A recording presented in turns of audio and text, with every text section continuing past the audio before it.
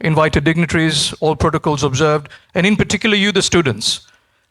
I am not an academician. I don't know how to make speeches. I am very practical. I hate speeches. I've been there, done that, like you. I cannot sit in an audience and listen to people ramble on and on and on about things that really don't matter to me. So I'm going to try and matter to you, okay? I'm going to try and relate a few concepts in the cosmeceutical world, in cosmetics, and see if that makes sense to you, and if I can inspire some thinking in your minds about natural ingredients and what those do to the cosmetics and our skin and face and all the other body parts, etc. So I'm going to give you a little brief about what this world looks like globally.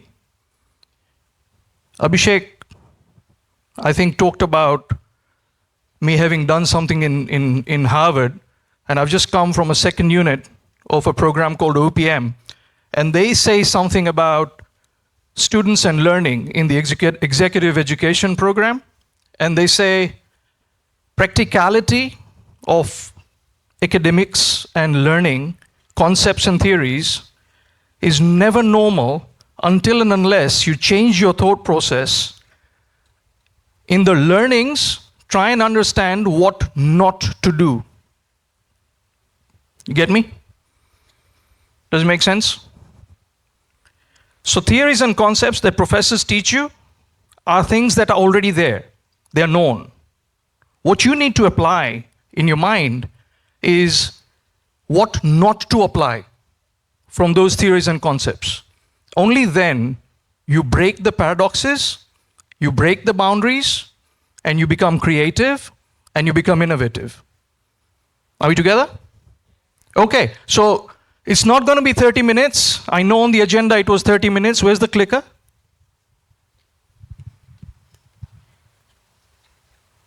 So I'm going to run through these slides, and I hope that these slides will then be given to you later for more information and detail that you may need.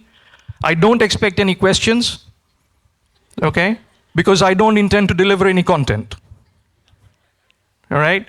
I'm only here to give you some flavor of fun and what entrepreneurship and what business does to people, okay? Where am I clicking?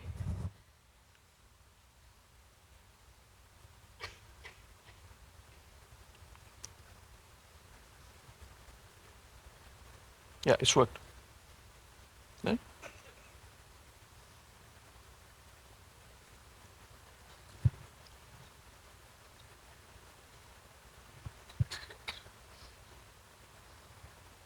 You see how technology plays a part in academia? Sometimes it really fails, and it fails badly, exactly when you don't want it to fail. That's the real world. Okay? So these are the few things that I'm going to talk about: global outlook, market snapshot, consumer preferences, our contribution, and finally, opportunities in East Africa. And I hope to see some of you joining our excellent workforce back home in Kenya, and we're going to talk about that a little bit. Okay, I need to be closer. Yeah. So the use of natural ingredients in cosmetics, this is all jargon, you all know. It's becoming an important thing. Because I have to do a formal presentation, it's on the slide, right? Nothing important here. It's all known. Your professors talk about this. That's not what I'm going to talk about. Why natural, sustainable cosmetics? Why? What's the need? This is what I believe. This has been the secret of our success in our business back home. Understand the consumer's changing needs. The only constant now is change. The world is becoming smaller. The internet age, the Google revolution, and now the ChatGPT revolution,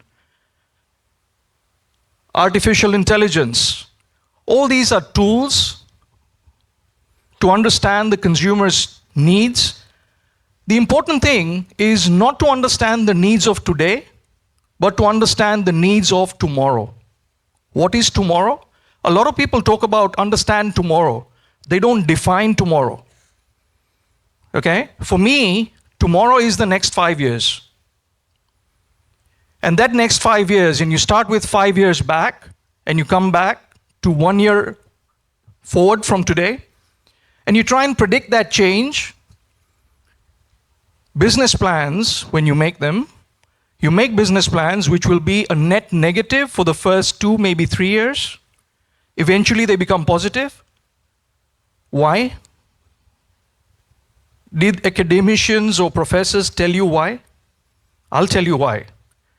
Because they become positive today when you're predicting the 5-year requirement of the consumer, that consumer doesn't exist today. That consumer is going to exist in 5 years' time. And you're going to start making sense with your new business idea in those 3-4 years, in that 3-4 years' time, and that's when you start becoming profitable. So why should you start the business now? And get those negatives, make those negatives? Why? Anyone? I want this to be interactive, if you don't mind. Anyone will tell me why you will start a business now knowing that in the next 3 years, you're going to make a net negative and your consumer is not ready until year 4 from today. Why will you start your business now?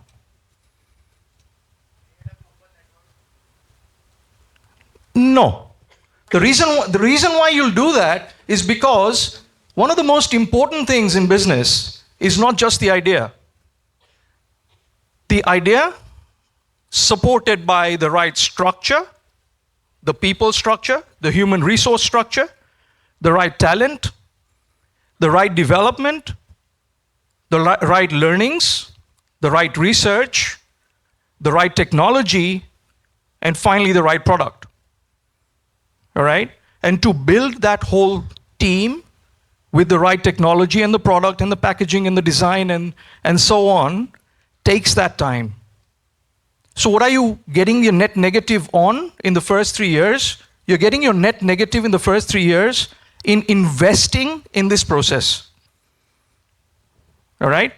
You're not selling a product at a loss. You're investing. It isn't a net negative from a business perception perspective. It is actually an investment. You look at it like CapEx. Are we together? Okay.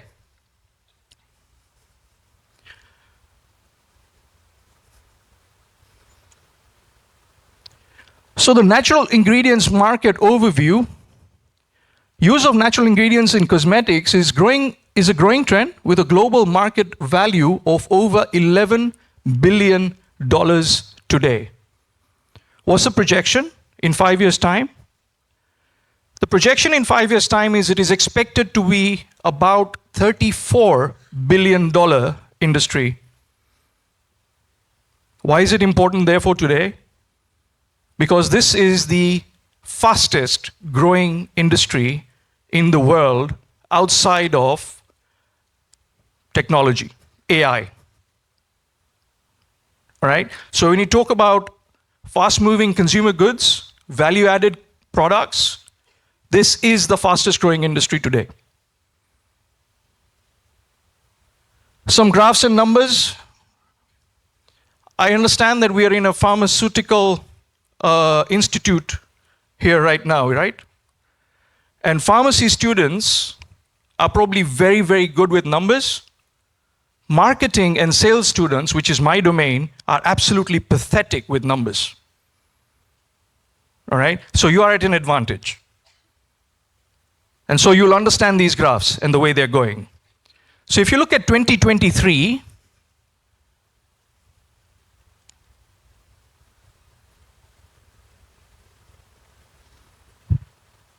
if you look at 2023, annual growth of global beauty market, and then the annual growth of the organic and natural beauty market, that's the total market on top, and that's the organic and natural beauty market at the bottom. And you look at the trend. The total global market is growing at roughly about 5.25%, and within that, the organic and natural market is growing at a faster pace than the overall beauty market. That's the significance of natural. Are we together?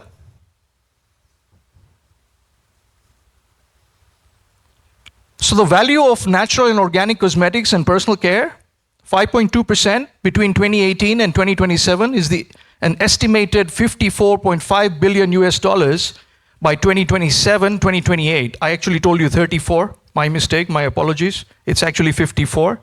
That's the estimated growth rate. However, anyone want to say something? Anyone want to disagree with those numbers? Yeah, mic testing is fine, but not in between a thought chain. That's okay. Let's go next. So, use of natural ingredients in the home and personal care sector. Skin remains the most important product. All right?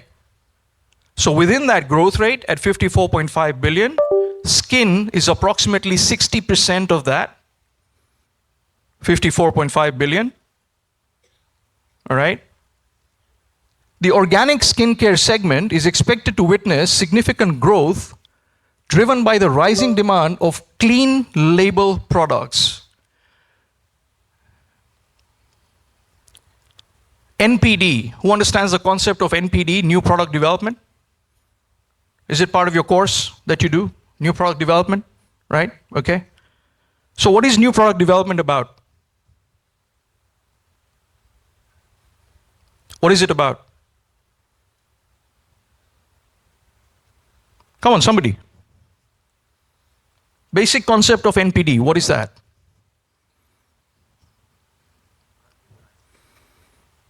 Product design, yeah, but at the core of it, research, market study, and the product itself, what is it? What is that about?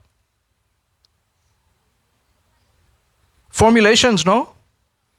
Formulations, right. When you do formulations and you take that to market, what are you selling exactly? The need, the consumer need. From a marketing perspective, you're not selling your formulation, you're not selling your product. What you're selling is a dream. What you're selling is a perception. What you're selling is a lifestyle. Okay? So from an academic perspective, your product, your formulation, your delivery, your value, etc., is intrinsic to you. The world doesn't need to know that. The world needs to know the outcome of whatever it is that you're creating. All right? Is that person applying that product of yours going to look different? Is a white man going to become a black man? Is a brown man going to become a black man? Is a black man going to become a white man? Etc., etc. Is your product going to stop the need for me to shave every morning? That's a pain area for me. Can somebody develop a product that stops my beard to grow naturally? Right? These are the consumer needs. All right? So when you develop a product, and let's take this as an example, when you develop a product that actually stops beard growth, how do you sell it? What do you say to the world? Here's a product that will stop your beard growth. Is that what you're going to say? No. What are you selling?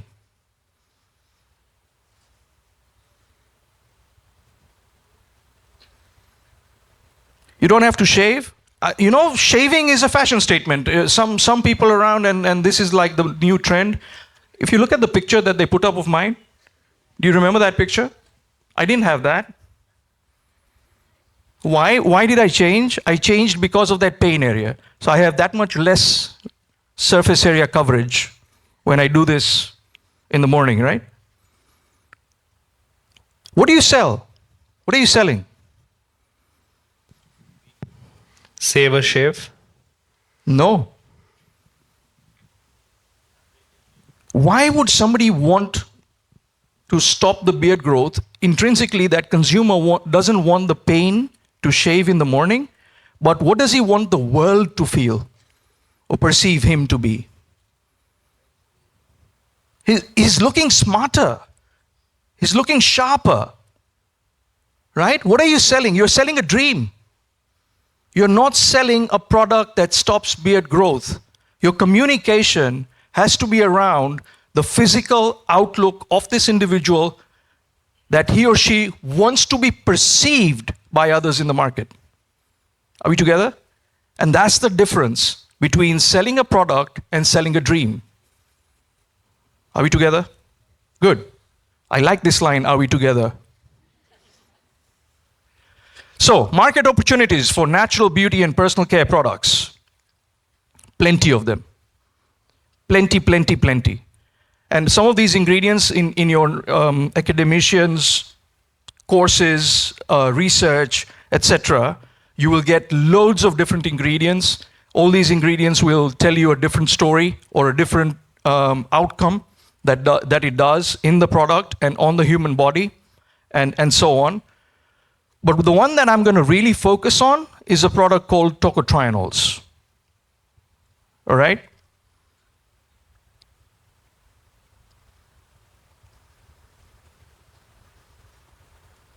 Next. By the way, female consumers, and I'm so happy that there was no gender balance on the stage earlier, but there is gender balance in the audience right now. You know why that becomes important? That becomes important because this $54.5 billion that we are talking about, dollars worth of cosmetic products, do you know the percentage consumed by female gender? And men's segment is a growing industry, by the way, not to be ignored. All right? But do you know the percentage in 5 years' time? Give it a wild guess. It is believed that the female consumption of cosmetic products, and we're not talking about color cosmetics, all right? We're talking about skincare. It is believed that skincare products back in 2018, 2017, skincare, 90% of the world market was female. In 2027, 2028, it is believed that in that growing segment, the female section or gender will only consume 68%. What does that mean? Male consumption is growing and growing at a rapid pace. Where do you need to focus in your product development? Focus on me, not on yourselves. Right? Focus on me. What do I want to be perceived to be? By the way, I do these speeches, and I'm doing this for the first time in my life in India, but I do these speeches so that the audience feels what I want them to feel. You know what?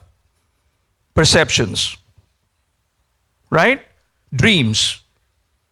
Right? So at the end of this speech that I will do, people here will stand up, and I'm telling them now what I expect them to do, right? Okay? Indirectly.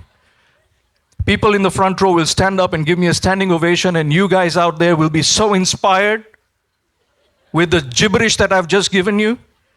All right? You'll be so inspired that tomorrow morning when you come back here, you're probably not going to be looking for me. That's what these events are about. These events are about getting knowledge, forgetting the speaker, but being inspired. You don't need to remember the names, not important. You need to remember the faces, very important, when it comes to cosmetics. Are we together? Okay.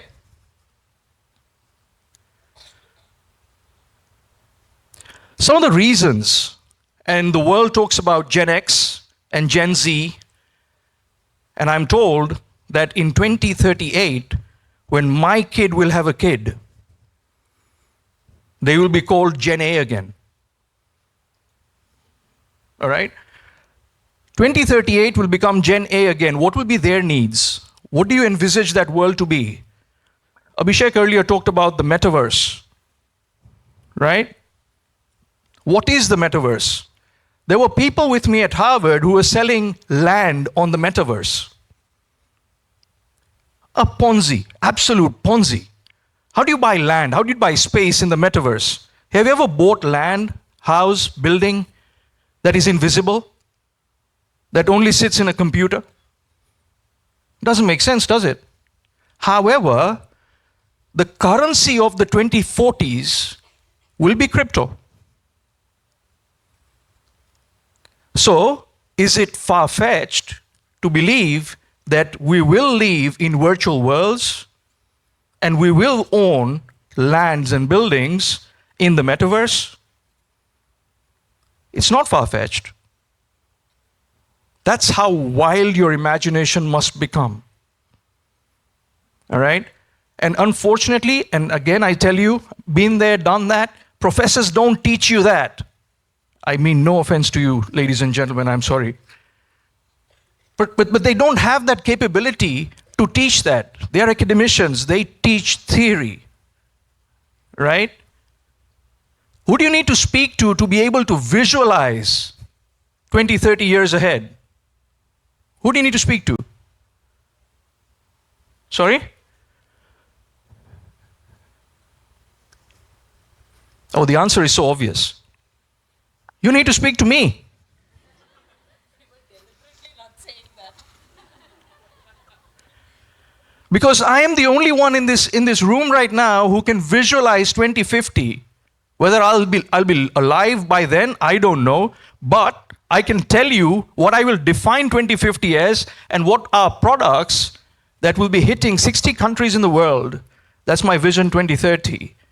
60 countries in the world, serving approximately 180 million consumers. All right? And that's my vision. 60 countries in the world, 180 million consumers, selling high-value cosmetics and cosmeceutical products that solve consumer needs. All right? That's my vision, and that's 2050. My vision is 2030, but we're going to get there in 2050. Why? Remember that NPD process, new business startup, 3-year, 5-year, da-da-da-da-da-da? I'm visualizing 2050. Interesting, isn't it? Yeah, so come looking for me. Consumers' preferences of natural ingredients, and these are the standard ones. Share of respondents influenced by food ingredients, share of respondents influenced by supplements, and then both are natural. All right, some are plant-based, some are plant-extracted, and there's the difference. I don't need to tell you this, that's not my role. Next. Main barriers, and this is the change that is coming, technology. As technology develops, extraction techniques develop, costs of natural ingredients will come down. Today, that is the biggest barrier for people to consume natural products. All right? And as that comes, the costs come down, the barrier drops, and the synthetic products automatically get driven out of market. All right? So, natural ingredients in personal care, this is our business back home in Kenya. We cover approximately 22 countries, and we do all sorts of stuff in edible oil, home and personal care. And one of the things we do is tocotrienols that we extract out of palm. All right? Tocotrienols is a natural vitamin E. The standard one that most people would have heard of is tocopherols. All right? Tocotrienols, in its research done here in India and mostly in Malaysia at the Palm Oil Research Institute of Malaysia, it's called PORIM. It is known to be approximately 48 times more potent than tocopherols. All right? And therefore, on a potency basis, this is a cheaper ingredient to put into formulations as compared to tocopherols. But you know what the commercial world out there does? The procurement and supply chain world out there does? They measure it from a value perspective on a kilo to kilo. All right? And when they do that, it becomes too expensive. Because you are smart kids, I want to be called a kid myself, so because we are smart kids, we understand the difference and we will measure it for percent to percent, not kilo to kilo. And in that percent to percent, we will see that this is only 10% of a tocopherol per kg price. Are we together? Do you understand what I'm saying? Yeah, the potency is 48 times more. Work with 20, even half, all right? And if you work with 20, even at 20, tocopherols are 10 times more expensive than tocotrienols, all right? Apart from that, what we also do is carotenoids. Know about those carotenoids? Yeah, carotenes. Very rich source is palm, all right? And palm is our business. So we do all these specialty ingredients, but the most important one for me is really this tocotrienol business, all right? How does Aura come in? Aura Nutrichem is our processor based here in Pune that then converts the tocotrienol rich fraction that we extract out in Kenya into applicable products that go into industry. That's what Rohit and Ashish and Vinay all do based here in India. What do I do in that process of Aura? Nothing. All right? I am the dignitary, the special one that comes and speaks and makes fun of everything and everyone and does nothing in as far as the business is concerned. Because what do? I see 2050. And I create today. All right? TriVT is our brand back home. Aura VT is the brand that we make here in India. Pwani has invested in this business here in Aura Nutrichem. All right, so the brand name here is called Aura VT. My brand in Kenya is called TriVT.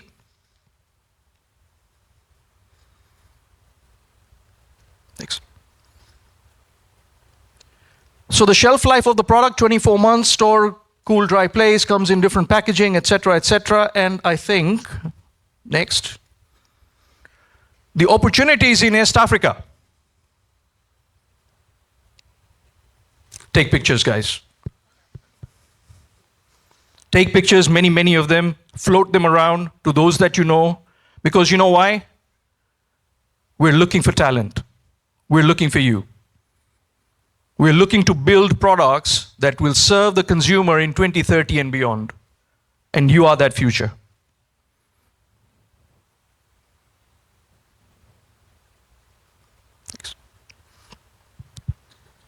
And that's the conclusion. Basically, the conclusion always confirms the theory that cosmetics and cosmeceutical is the place to be. It's $55 billion, etc., etc., etc. And that's exactly what this says. And I won't waste time. And thank you very much.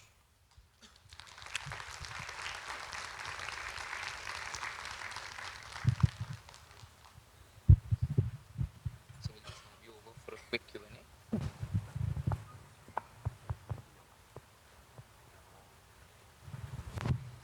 All right, sir. So no, but they don't have any questions. Students, any questions? This is your time. You have an incredible person here. Make sure you get maximum information. Come on, any questions? We can encourage 2 questions. Raise your hand up. Do you have a question there?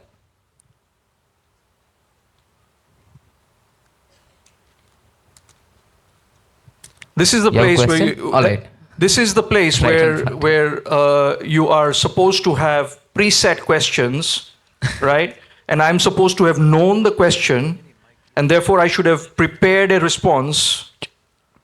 So, okay, but I have not been given any questions, and that's why I'm saying there will be no questions. But go on, I'll listen to them.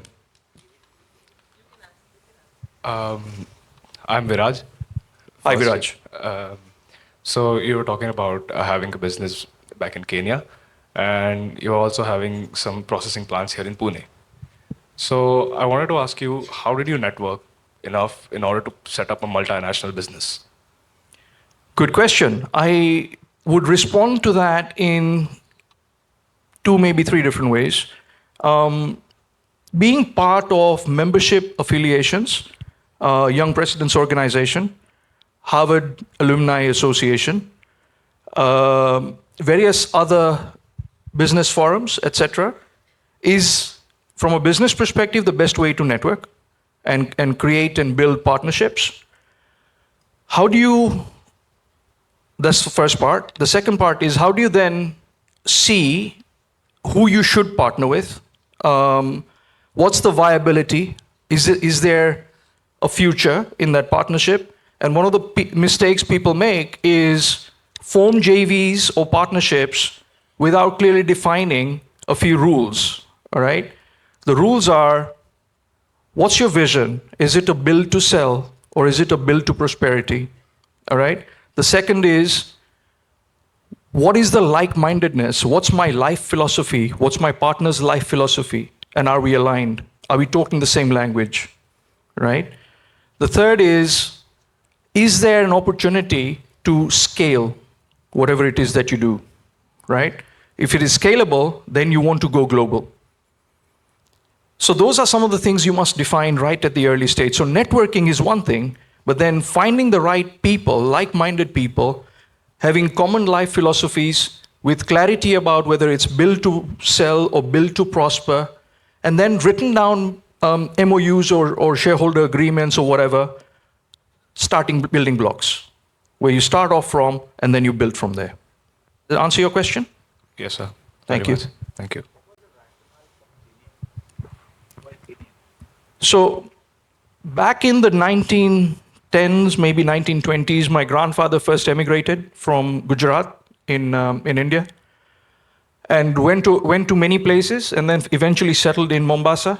So I didn't have a choice. I was born there, and I had to build a business there.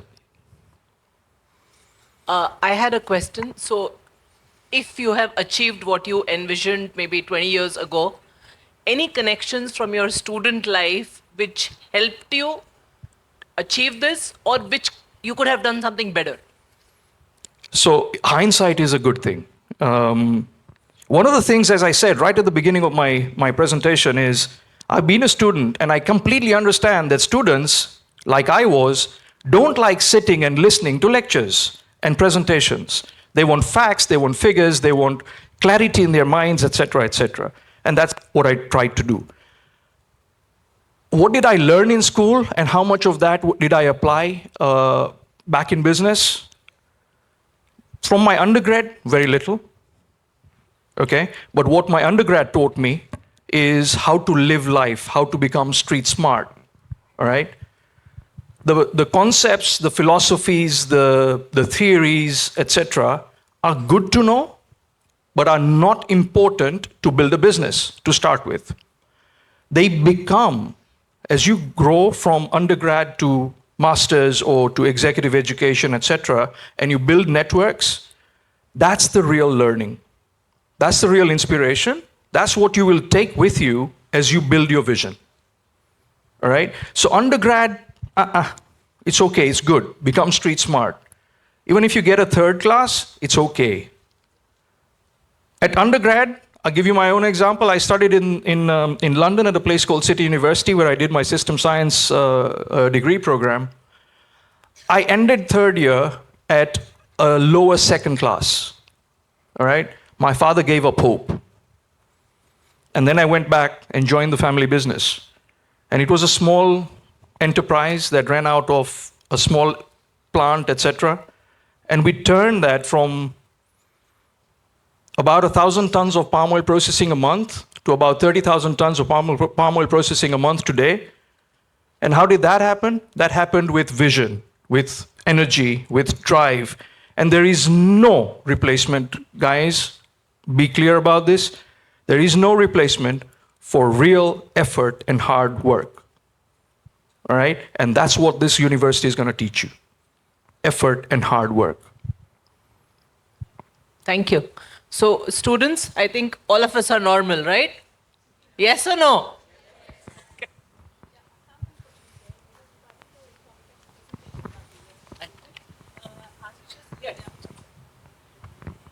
Yeah, it is just regarding the presentation that you have given. It was really very informative. I just, noticed that you just shared that tritanols are more than 60% more efficient as compared to tocopherols. So can it be possible that we can completely replace tocopherols with tritanols? Absolutely. Absolutely. Tocopherols can be fully replaced with tocotrienols. So why it has not been done yet? That's the point I was making earlier. When the supply chain people in various organizations look at the cost on a kilo to kilo basis, it is more expensive. But if you look at it from a potency perspective, 1% to 1%, then it is cheaper, significantly cheaper. So it is our job to sell that vision, which is partly what I did today with the young guys here. And it can be used in all the cosmetic as well as in the pharma and the food division. Four as key well? areas: pharma, cosmeceutical, division as well? nutraceutical, and food. Thank you.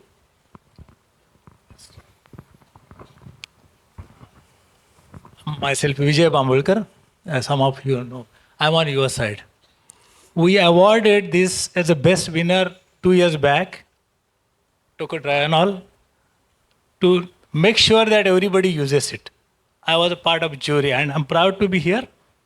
This is very good product and you should try in pharma as well as food as well as, and he has done the selling job. Thank you.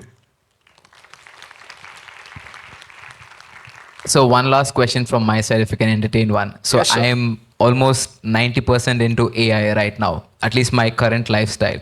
So how I saw you speak about 2040 and beyond, right? So what do you see the future of AI as an intervention perspective into these industries? So how will AI play a role in your future?